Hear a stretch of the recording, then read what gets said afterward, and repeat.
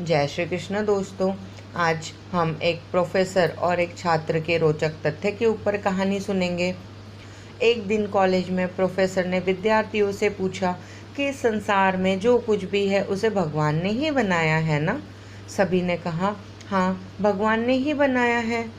Professor ने कहा इसका मतलब ये हुआ कि बुराई भी भगवान की बनाई चीज़ ही है। प्रोफेसर ने इतना कहा तो एक विद्यार्थी उठ खड़ा हुआ और उसने कहा कि इतनी जल्दी इस निष्कर्ष पर मत पहुंचिए सर। प्रोफेसर ने कहा क्यों?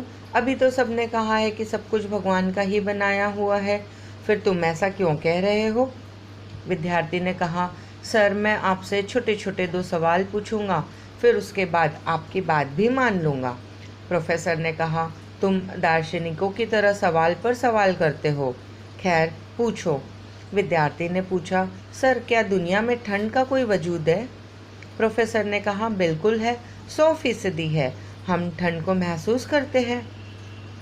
विद्यार्थी ने कहा नहीं सर, ठंड कुछ है ही नहीं, ये असल में गर्मी की अनुपस्थिति का एहसास भर है।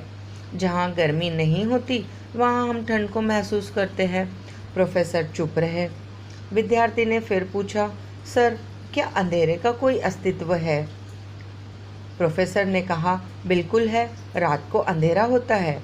विद्यार्थी ने कहा नहीं सर, अंधेरा कुछ होता ही नहीं, ये तो जहाँ रोशनी नहीं होती वहाँ अंधेरा होता है। प्रोफेसर ने कहा तुम अपनी बात आगे बढ़ाओ।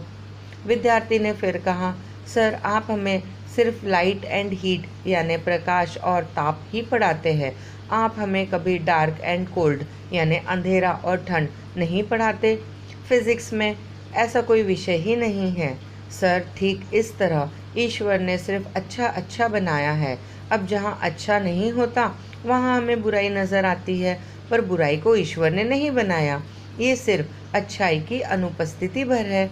दरअसल दुनिया में कहीं बुराई है ही नहीं, ये सिर्फ प्यार, विश्वास और